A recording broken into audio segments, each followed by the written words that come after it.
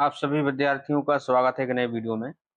आज हम बात करेंगे एक्टिव पैसिव वॉइस की। जितने भी हमने रूल्स पढ़े थे उनके आगे के रूल्स आज हम पढ़ेंगे और बहुत आसानी से सीखेंगे कि एक्टिव पैसिव वॉइस कैसे सीखते हैं। ये जो पांचवा रूल है ये 12th क्लास में बहुत ज़्यादा आता है और इसको समझना बेहद ज़रूरी है। ठीक है, और इसको आप ध्यान से समझना है आपको, ताकि आप आसानी से इसको सीख सकें। चलिए हम बात करेंगे रूल नंबर 5 की। तो इसको बहुत ध्यान से आपको आसानी से समझना है। क्या लिखा है रूल नंबर 5 में? ऐसे सेंटेंस जिनमें प्रीपोजिशन कहती है आगे मत जाओ। प्रीपोजिशन क्या कहती है? आगे मत जाओ। ठीक है, कैसे? ध्यान से समझना है आपको। जैसे कि ये लिखा है first sentence, she is writing a letter to her friend.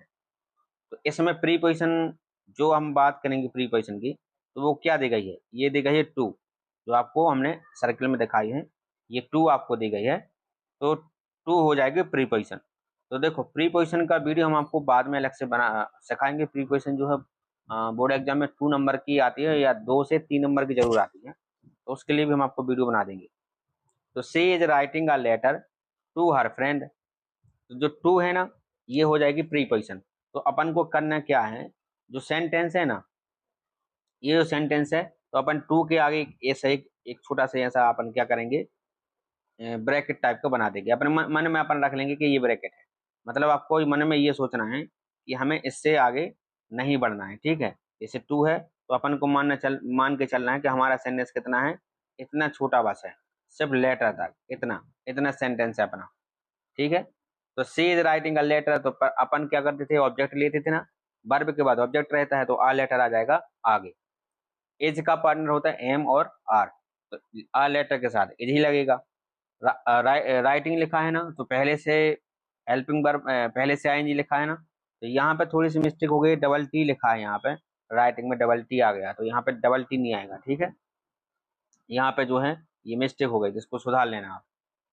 फिर इसके बाद बीइंग लगाएंगे, फिर इसके बाद थर्ड फॉर्म चाहिए होता है तो रिटर्न, फिर इसके बाद बाय लगाएंगे, सी का हर करेंगे, और फिर जो टू से बचा है उसको अपन वापस रख देंगे, टू हर फ्रेंड। ठीक है, she washes the cloth in the evening, तो यहाँ पे क्या करेंगे अपन, इन द इवनिंग लिखा है, in the evening, in the evening. ठीक है, she washes the cloth in the evening, तो इनको क्या करेंगे अपन, इन जो इन लिखा है इसके आगे का सेंटेंस लेंगे, एक बार आगे का इनको छोड़ देंगे। इनके इनके पहले क्या है, द क्लॉथ, तो द क्लॉथ अपन पहले रखेंगे। वॉशेस वर्ब का फर्स्ट फॉर्म है, इसलिए एज एम आर में से अपन हेल्पिंग वर्ब लेंगे। तो क्लॉथ जो है वो प्लूरल नंबर है, बहुवचन है, इसलिए आर लगेगा। फिर थर्ड फॉर्म वॉश्ड आएगा, फिर बाई लगता ही है, और फिर सी का हर हो जाएगा, फिर जो बचा है इन द इवनिंग तो वही लिख देंगे। He will have watered the plants before sunset, तो भाई बिफोर के पहले, बिफोर प्रीपोजिशन है, तो द प्लांट्स लेंगे अपन, the plants will have been, तो द प्लांट्स आई बी के साथ से लगता है, बाकी के साथ बिल, तो प्लांट्स के साथ बिल लगेगा। फिर इसके बाद हैव लगा तो हैव लगा देंगे, और पहले से हेल्पिंग वर्ब हो तो बी बाद बीन में से लगता ही है, तो थर्ड फॉर्म है तो बीन लगेगा, तो वाटेड आएगा, फिर बाई लगता ही है, फिर ही काहे में है, फिर जो बचा आपका बिफोर द सनसेट तो वही लिखेंगे। फोर्थ और फिफ्थ सेंटेंस आप जो है वो कमेंट में आंसर देंगे आप। रूल नंबर जो 6 है, मॉडल वाले पैसे वाइज कैसे बनेंगे अपन। मॉडल वाले पैसे वाइज बनाने के लिए सबसे पहले ऑब्जेक्ट रखना है, फिर मॉडल जो आएगा क्वेश्चन लिखा वही रखना है, फिर बी रखना है, फिर थर्ड फॉर्म, फिर बाई, फिर सब्जेक्ट। ये जो रूल है ये ज्यादातर आता नहीं है, लेकिन चांस रहते हैं सिर्फ 12th क्लास में बताने के। तो we must help the poor, सबसे पहले ऑब्जेक्ट रखना है, ऑब्जेक्ट रहता है वर्ब के बाद, वर्ब है हेल्प, द पुअर पहले आएगा, फिर मॉडल रखना है, जो आएगा वही रखो, मस्ट है तो मस्ट ही रखो। ठीक है, फिर आपको बी लगाना है बी रखो, हेल्प लगाना है हेल्प रखो, फिर बाई लगाना है तो बाई रखो। ऑब्जेक्ट जो है वो बी है, बी का अपन क्या रखेंगे, अस रखेंगे। ठीक है, इसके बाद वी और टू रिस्पेक्ट द एल्डर्स, तो द एल्डर्स पहले आएगा, और आउट टू जो मॉडल है तो वो सेम रखेंगे, बी लगाना ही है अपन को, बी लगा देंगे। रेस्पेक्टेड का रिस्पेक्टेड थर्ड फॉर्म हो जाएगा, और बाई लगता ही है तो लगा देंगे, और बी का अस जो है वो हो जाता है, बी का अस बना देंगे। You must speak the truth, ये वाला जो है वो आप बनाएंगे। ठीक है, अब ये जो सेंटेंस है, ये जो रूल है, रूल नंबर 7, ये पेपर में नहीं आता है, फिर भी हम आपको सिखा दे रहे हैं, और ना के बराबर आता है, कोई चांस नहीं होते आने के, लेकिन आप सीख लीजिए।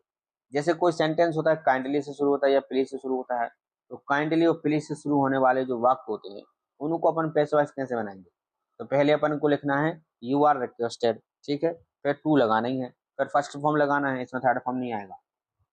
फिर इसमें ऑब्जेक्ट जो है वो अपन वापस रखेंगे, ऑब्जेक्ट जो रहेगा काइंडली हेल्प मी, तो पहले यू आर रिक्वेस्टेड लिखना है, फिर अपन को टू लगाना ही है। अब बचा क्या, हेल्प मी, तो हेल्प मी लिख दो।